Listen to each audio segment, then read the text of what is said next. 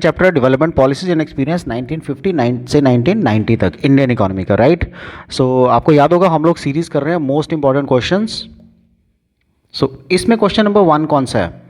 सो इस क्वेश्चन में question number 1 states the objectives और goals of planning in India, briefly explain them. ये वो क्वेश्चन है जो which has a chance of 90% being coming in the exams, right. हाँ, ये 6 नंबर का क्वेश्चन आएगा। तो आपने इस क्वेश्चन को अच्छी तरह याद करना है, point by point.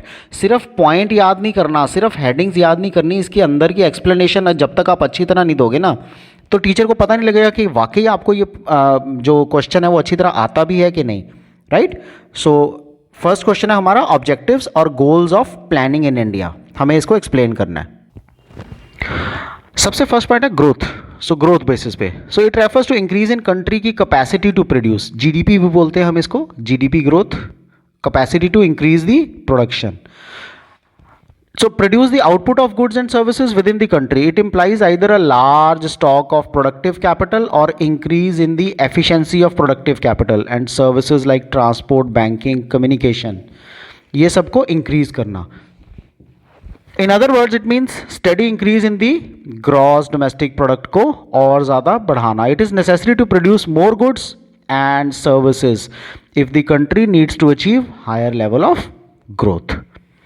Next point is modernization. So it is necessary to adopt the new technology in order to increase the production of goods and services. Adoption of new technology को हम modernization कहते हैं. However, modernization does not refer only to the use of new technology, but also to change in social outlook, जैसे women empowerment.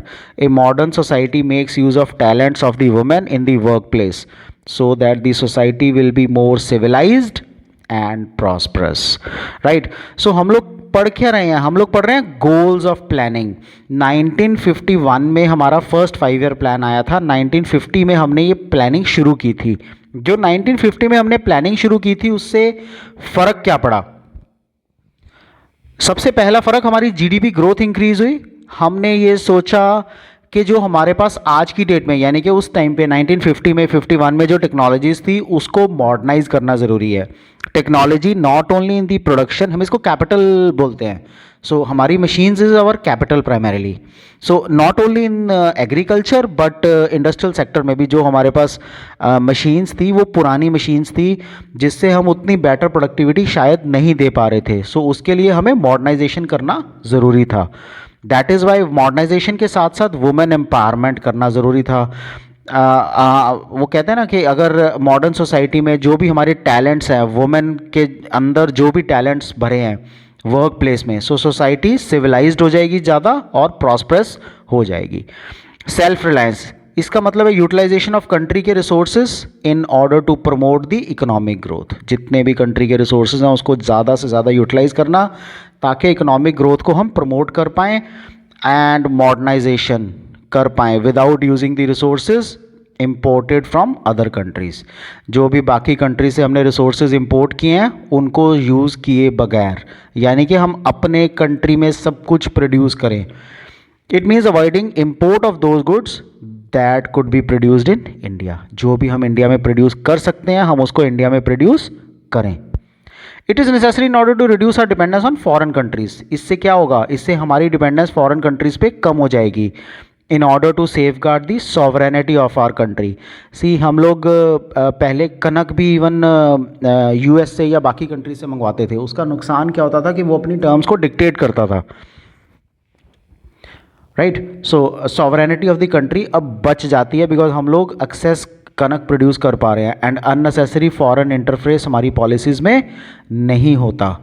Foreign trade, जब भी हमने पहले foreign minister, हमारे फॉरेन डिपार्टमेंट हमारा कुछ पॉलिसीज़ बनाता था तो हमें उनकी बात सुननी पड़ती थी बिकॉज वो कनक भेज रहे थे। इसी तरह अब जब से हम लोग सेल्फ रिलायंट हुए ना तो उसके बाद से हम लोग अपनी फॉरेन पॉलिसी इंडिपेंडेंटली बना पा रहे हैं। Next is equity. इक्विटी का मतलब क्या होता है? इक्विटी का मतलब है equal distribution of income and wealth among the societies. So ये इंपॉर्टेंट हो गया था इंश्योर करना कि जो इकोनॉमिक डेवलपमेंट हो रही है, हम लोग जीडीपी ग्रो कर रहे हैं, हम लोग मॉडर्नाइजेशन भी कर रहे हैं, सेल्फ रिलायंट भी बन रहे हैं। सो जो भी इकोनॉमिक डेवलपमेंट हो रही है वो poor sections of the society तक पहुँचे एज वेल एज सिर्फ ये रिचर सोसाइटी तक ना रहे, सिर्फ रिचर सोसाइटी ही इसको एंजॉय ना करे। सो ये ज़रूरी था कि हर एक people of the country should be able to meet their basic needs, and the basic needs are food, shelter, clothing and even education, health facilities, ताकि इनइक्वालिटी ऑफ इनकम को हम रिड्यूस कर पाएँ। The development of agriculture between 1950 से 1990, सी इसमें primarily वही सारे points आएंगे जो हमने बिफोर 1947 किए थे। अब जो 1947 से पहले के नेगेटिव्स थे इन द एग्रीकल्चर सेक्टर, उसको जब हमने इम्प्रूव करना शुरू किया तो those became the points from 1950 to 1990। So सबसे पहले लैंड रिफॉर्म हमने पहले पढ़ा था, tillers of the soil and owners of the soil में बहुत झगड़ा चलता था। लैंड रिफॉर्म्स इनिशिएट किए फिर इंडियन गवर्नमेंट ने। Land reforms were initiated to bring the equality in ownership of land holdings. It was decided to establish, intermediaries को establish करने के लिए डिसाइड किया गया टू मेक द टिलर्स को ओनर्स ऑफ द लैंड बनाया गया। The tillers, it gives the tillers the incentive to invest in making improvements in the land में और इम्प्रूव करने के लिए टिलर्स को, बिकॉज अब उनको उनकी प्रोड्यूस का पूरा पैसा मिलता था। इससे होता क्या था, जितना भी वो इन्वेस्ट कर पाते थे उससे वो और इम्प्रूव हो रहे थे, लैंड और इम्प्रूव कर रहे थे, provided sufficient capital was available to them, उनको और पैसा दिया जाता था और इम्प्रूव कर पा रहे थे। सी हमने एक पॉइंट पढ़ा था फ्रेगमेंटेड लैंड होल्डिंग्स, और उससे पहले ये पढ़ा था कि जो ओनर्स ऑफ द लैंड थे उनके पास बहुत सारी लैंड थी, कोई रोक टोक नहीं थी। लेकिन अब जब आफ्टर इंडिपेंडेंस गवर्नमेंट ने लैंड पे सीलिंग लगाना शुरू कर दिया कि बेसिकली एक पर्टिकुलर पीस ऑफ लैंड के सिवाय आप लोग उस लैंड को यूटिलाइज नहीं कर पाओगे, ओन नहीं कर पाओगे। So it refers to fixing the maximum size of land. So government ने साइज ऑफ लैंड को मैक्सिमाइज करना शुरू कर दिया, which can be owned by an individual, कोई भी एक इंडिविजुअल जो उसको ओन कर सकता है। The purpose of land ceiling was to reduce the concentration of land ownership. इससे लैंड की जो ओनरशिप थी वो एक जगह कॉन्सेंट्रेट नहीं थी या कुछ हैंड्स में कॉन्सेंट्रेटेड नहीं थी, एंड इससे इक्वालिटी एग्रीकल्चर सेक्टर में भी और बढ़ी। एग्रीकल्चर सेक्टर में सबसे इंपॉर्टेंट काम इंडिया में हुआ 1950 से 1990 में, जब ग्रीन रेवोल्यूशन शुरू किया गया। अब ग्रीन रेवोल्यूशन का मतलब क्या है? It refers to large increase in the reduction of food grains resulting from the use of high yield variety seeds. High yield variety के जो सीड्स थे हमारे,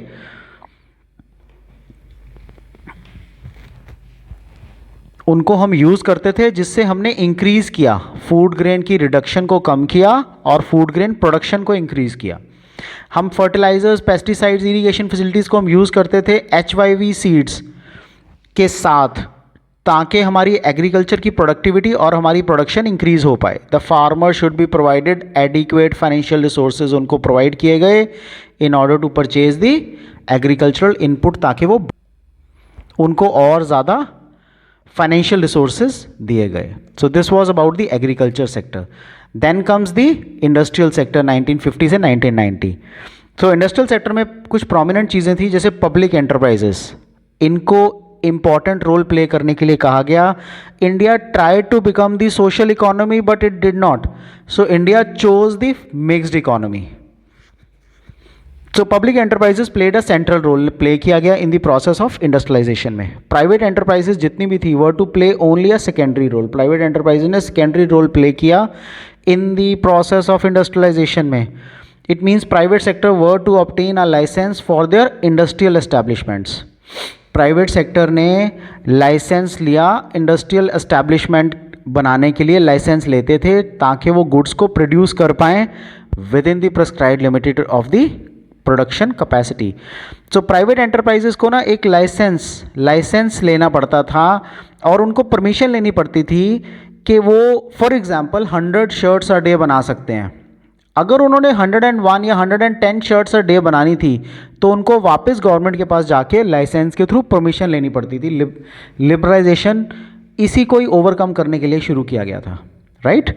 सो मेजर थर्स्ट क्या था? Import substitution. जो भी हम चीज़ें बाहर से मंगवाते हैं फॉरेन एक्सचेंज को सेव करने के लिए, वो इंपोर्ट सब्सटीट्यूट किया जाए, जो चीज़ें हम प्रोड्यूस कर सकते हैं हम प्रोड्यूस करें।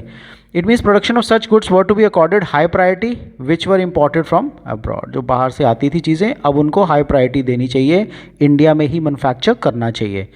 It was necessary to achieve the objective of growth with self reliance. इससे क्या हुआ, ऑब्जेक्टिव ऑफ ग्रोथ बना विथ सेल्फ रिलायंस के साथ। So domestic industries were given protection from foreign competition. जितनी भी हमारी डोमेस्टिक इंडस्ट्रीज थी उनको फॉरेन से कंपटीशन से प्रोटेक्शन मिल गया। इससे कैसे, इंपोर्ट्स के ऊपर हैवी ड्यूटी लगा दी हमने। पहले क्या था, इंपोर्ट फ्रॉम ब्रिटिश 1947 से पहले import from British was free and export from India was charged. उसके बाद हैवी ड्यूटी इन इंपोर्ट्स कर दिया, लार्ज स्केल इंडस्ट्री डेवलप करनी शुरू की ताकि इंफ्रास्ट्रक्चरल बेस बन सके। इवन इससे एम्प्लॉयमेंट जनरेशन भी हुआ during those times, right. So this was all about the industrial sector. Then comes the foreign trade. So हमने पहले क्या पढ़ा था फॉरेन ट्रेड का 47 से पहले, कि जो भी हमारी फॉरेन ट्रेड थी वो Britishers squid towards the Britishers. But अब इनवर्ड लुकिंग ट्रेड स्ट्रैटेजी शुरू हुई, फॉरेन ट्रेड पॉलिसी की तरह हमने इसको शुरू किया। सो इसको इंपोर्ट सब्सटीट्यूशन भी बोलते हैं। इसका मतलब क्या था, substituting imports with the domestic production. जो चीज़ें हम इंडिया में बना सकते हैं, इंडिया में मैन्युफैक्चर कर सकते हैं, प्रोड्यूस कर सकते हैं, वो हम इंडिया में प्रोड्यूस करें without the import. Domestic industries offered protection offer किया गया क्योंकि इंडियन प्लेयर्स जो थे वो उतनी टेक्नोलॉजी नहीं थी, कैपिटल नहीं थी जो इंडियन मैन्युफैक्चरर्स थे उनके पास। इस कारण से प्रोटेक्शन देना उनको ज़रूरी था फॉरेन कंपटीशन से इंपोर्ट ड्यूटीज़ लगा के। So its main objective was to save the foreign exchange. इससे बचाया गया by encouraging domestic production of such goods, ताकि इंडिया में ही इन गुड्स को हम प्रोड्यूस कर पाएँ। इस कारण से सेव फॉरेन एक्सचेंज बहुत ज़्यादा हमने किया, which could be imported from rest of the world. इससे रेस्ट ऑफ द वर्ल्ड भी सेव हुआ है। The government protected the domestic industries from competition through tariffs and quotas.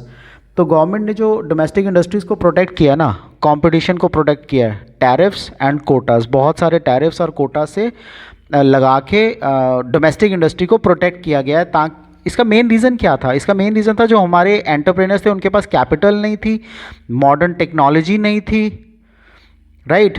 सो उनको प्रोटेक्ट करना ज़रूरी था। Through imposition of tariffs and quotas, the government restricted the import of goods and thereby protecting the domestic firms from foreign competition. So tariffs लगा के, कोटे लगा के government ने रिड्यूस किया। एग्रेरियन रिफॉर्म्स, इंडिया ने एग्रीकल्चर रिफॉर्म शुरू किए थे 1950 से 1990। जब भी हम एग्रीकल्चर रिफॉर्म्स पढ़ते हैं ना, हम उसको दो पार्ट्स में पढ़ते हैं। एक तो इंस्टीट्यूशनल रिफॉर्म्स जो लैंड से रिलेटेड थे, जैसे tillers of the soil, owners of the soil, right. And second word green revolution. So types of land reforms implemented in the agriculture, हम इसको रैट की शेप में याद रखते हैं। RAT means redistribution of land, abolition of intermediaries and tenures ownership rights. So redistribution of land, land ceilings, so fixing the maximum size of the land that could be owned by an individual. The purpose of land ceiling क्या है, reduce the concentration of land ownership in few hands, land ownership को reduce कर देना। Abolition of intermediaries, so middleman जो थे India में, जमींदार जो थे, who use to collect the rent from cultivators, और उसका कुछ हिस्सा गवर्नमेंट को डिपॉजिट करते थे, वो अबॉलिश ही कर दिया land rent revenue system, right, 1951 में। इससे रिजल्ट क्या हुआ, 200 लाख टेनेंट्स डायरेक्ट कॉन्टैक्ट में आ गए गवर्नमेंट के। They were freed from being exploited by the, zamindar उनको एक्सप्लॉइट करते थे वो उससे फ्री हो गए। टेनेंट को ओनरशिप राइट मिल गया। जो भी लेजिस्लेशंस थी have been passed to transfer ownership rights on tenant cultivators, ownership right मिल गया। कुछ स्टेट्स में tenants were made the owners and asked to pay compensation to the previous owners. Tenants को जो थे उनको ओनर्स बना दिया एंड दे वर आस्क्ड, उनको बोला गया ताकि वो कॉम्पनसेशन दे पाएँ प्रीवियस ओनर्स को। It gave tenants the incentive, इससे आउटपुट उनका इंक्रीज हुआ। This contributed to the growth in agriculture, इससे बहुत ज़्यादा इंप्रूव हुआ। These were the institutional reforms. Then comes the green revolution, the technical reform. So green revolution का मतलब क्या है, सबसे पहले ग्रीन रेवोल्यूशन का मतलब होता है large increase in production of food grains resulting from the use of high yield variety seeds for wheat and rice के लिए।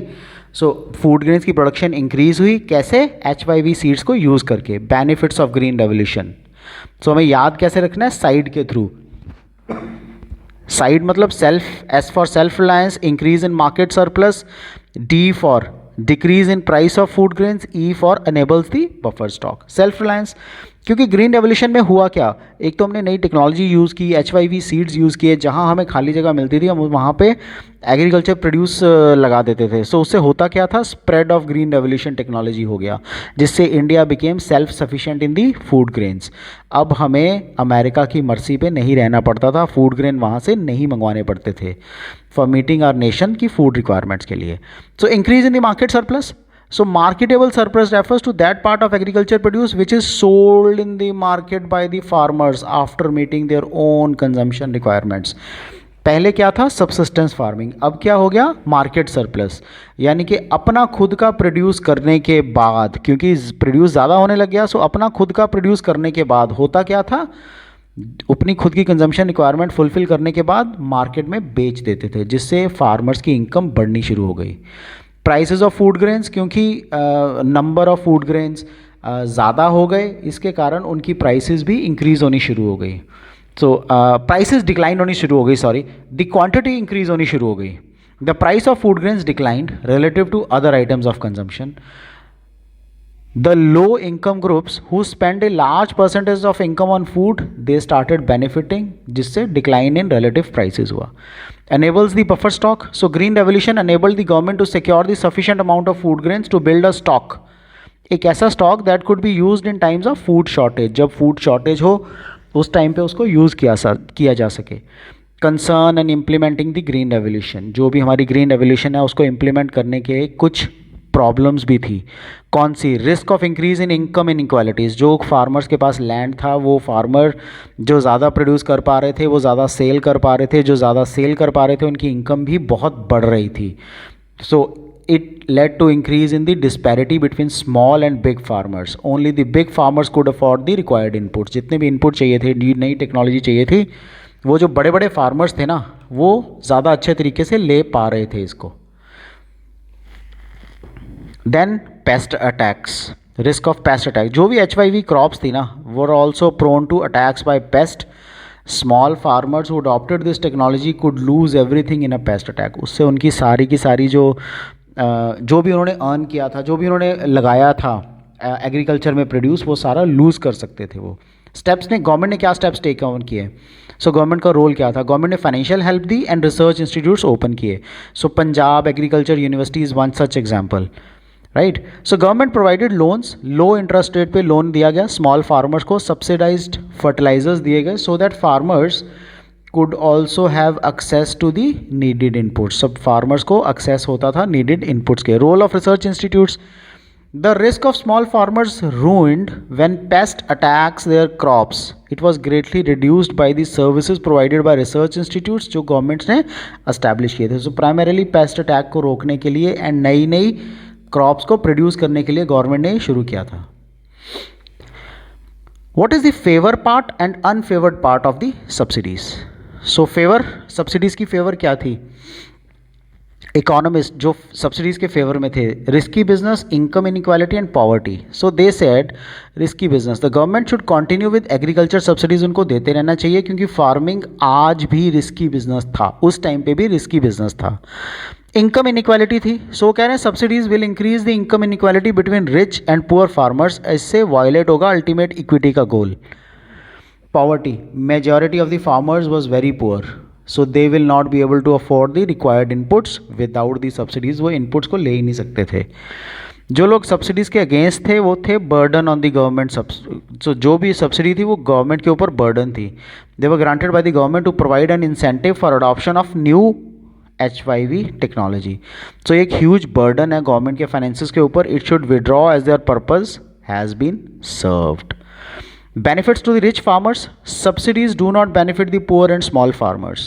Target group poor और small farmers ही था, but benefit of large amount of subsidy go to fertilizer industry and prosperous farmers, जो richer farmer थे या फिर वो लोग जो fertilizers बनाते थे, subsidies primarily उनके लिए ज़्यादा थी। ये एक important question है, पब्लिक सेक्टर इंडस्ट्रियल डेवलपमेंट क्या रोल था। इतना रोल क्यों था 1950 से 1990 में? So lack of incentives for the private sector, government ने कोई इंसेंटिव ज़्यादा रखे ही नहीं थे, प्राइवेट सेक्टर को एनकरेज ही नहीं कर रहे थे। सो इंडियन मार्केट इतनी बड़ी नहीं थी ताकि वो प्राइवेट इंडस्ट्रीज़ को एनकरेज कर पाए और मेजर प्रोडक्ट्स को अंडरटेक कर पाए। Limited size of the market होने के कारण लो लेवल ऑफ डिमांड था इंडस्ट्रियल गुड्स का। Objectives of social welfare, state had complete control over those industries that were vital for the economy, state का पूरा कंट्रोल था उनके ऊपर। Objective of equity and social welfare of the government, so equity and social welfare यही objective होते हैं। Equity मतलब equitable and social society को बेनिफिट करना, could be achieved only through direct participation of the state in the industrialisation process में। Shortage of capital with private sector, private जो entrepreneurs थे उनके पास उतनी कैपिटल नहीं थी ताकि वो इन्वेस्टमेंट्स को अंडरटेक कर पाएँ, इंडस्ट्रियल वेंचर्स को अंडरटेक कर पाएँ। Government had to make industrial investment through public sector undertakings के थ्रू ही उनको इन्वेस्टमेंट करना पड़ता था। एम्प्लॉयमेंट जनरेशन के लिए इंपॉर्टेंट था public sector. Industry provides employment which is more stable than the employment in agriculture, so industrialization promotes modernization भी और ओवरऑल प्रॉस्पेरिटी भी। लेकिन क्योंकि प्राइवेट सेक्टर के पास पैसा ही नहीं था तो इसलिए पब्लिक सेक्टर के थ्रू गवर्नमेंट इन्वेस्ट करती थी अपना पैसा। सो पॉलिसीज़ का क्या फ़र्क पड़ा इंडस्ट्रियल डेवलपमेंट में? कंपटीशन से इंपोर्ट सब्सटीट्यूशन पॉलिसी थी, सो कंपटीशन, फॉरेन कंपटीशन कम महसूस हुआ। It enabled the development of local industry को डेवलप होने में टाइम मिला, इलेक्ट्रॉनिक्स में, ऑटोमोबाइल सेक्टर में अदरवाइज डेवलप नहीं हो पाती थी। इंडस्ट्री डाइवर्सिफाई होनी शुरू हो गई। The industrial sector became well diversified by 1990 due to public sector के कारण। It was no longer restricted to cotton textiles and jute तक रिस्ट्रिक्टेड नहीं थी। It also included engineering goods and a wide range of consumer goods. Contribution to the GDP, industrial sector ने GDP में बहुत ज़्यादा contribute किया था। Contribution by the industrial sector increased in the period from 11.8% in 1950-51 to 24.6% in 1991। So इससे industry का share of GDP एक important indicator था डेवलपमेंट का। Key role in promoting of small scale industries, it gave opportunities to the people with small capital to get into the business. जिसके पास पैसा कम था वो भी बिजनेस कर सकते थे। न्यू इन्वेस्टमेंट अपॉर्चुनिटीज आई जिससे जनरेटिंग मोर एम्प्लॉयमेंट शुरू हुआ। It promoted growth with equity, right. So these were the questions for chapter number 2। आपको इन क्वेश्चंस में कोई भी डाउट हो, do let me know, I will clear all your doubts and do wait in for the next videos from Indian economy. Take care, goodbye.